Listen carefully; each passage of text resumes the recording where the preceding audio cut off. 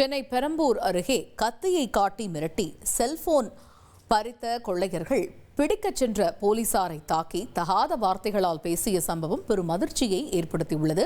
இதுகுறித்த கூடுதல் தகவல்களை செய்தியாளர் சதீஷ் முருகன் வழங்கிட கேட்கலாம்.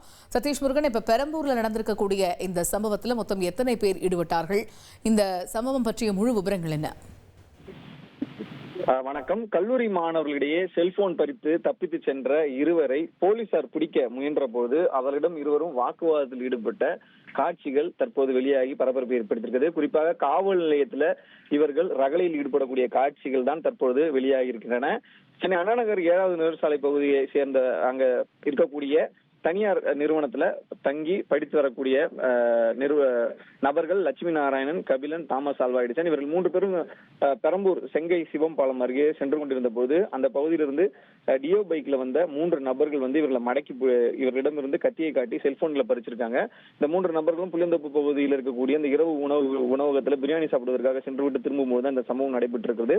இதனையடுத்து அக்கம் பக்கத்தினர் அங்க இருக்கக்கூடியவர்கள் அந்த மாணவர்களுக்கு உதவும் வகையில காவல்துறையினருக்கு தகவல் தெரிவித்திருக்கின்றனர். அந்த 3 மாணவர்களையும் அழைத்துக் கொண்டு காவலர்கள் ரோந்து பணியில் இருந்த பொழுது அங்கு சந்தேகப்படும்படியாக இருக்கக்கூடிய நபர்கள் யார் என்று பார்த்திருக்காங்க. அதே போல இவர்கள் சாப்பிட்டு இந்த பிரியாணி கடை அருகே இந்த டியோ பைக்ல சந்தேகப்படும்படியாக நின்றிருந்த 2 பேரை போலீசார் பிடித்து விசாரணை மேற்கொள்ளும் பொழுது அங்கே அவங்க பிடிக்கும் பொழுதே ரகளையில் ஈடுபட்டிருக்காங்க. கைது செய்வதற்கு விசாரணைக்கு அழைத்த பொழுது அவர்கள் வரவில்லை. காவல்துறையினரிடம் வாக்குவாதத்தில் ஈடுபட்டிருக்கிறார்கள். இதனையடுத்து அவர்களை காவல் நிலையத்திற்கு அழைத்து விசாரணை செய்த போது இவர்கள் இருவரும் புளியந்தோப்பு பகுதியை சேர்ந்த அர்ஷத் மற்றும் சல்மான் பாஷா என்பது தெரிய வந்திருக்கிறது. விசாரணைக்கு சாலையில் அழைத்த போதே கத்தியை காட்டி ஒரு காவலரை தாக்கி இருக்கிறார்கள். பின்னர் காவல் நிலையத்திற்கு காவல் ஆய்வாளர் அறையினுடைய கண்ணாடியை உடைத்து அங்கேயும் ரகளையில் ஈடுபட்டதுதான் பெரும் பரபரப்பை ஏற்படுத்தியிருக்கிறது. இதனையடுத்து இவர்கள் 2 பேரையும் கைது செய்து அவரிடம் விசாரணையானது மேற்கொள்ளப்பட்டு வருகிறது.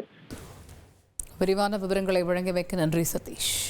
உங்கள் தந்திவன் தொலைக்காட்சியில் வீர ஆஞ்சநேயா தினமும் காலை 8 மணிக்கு காண தவறாதீர்கள்.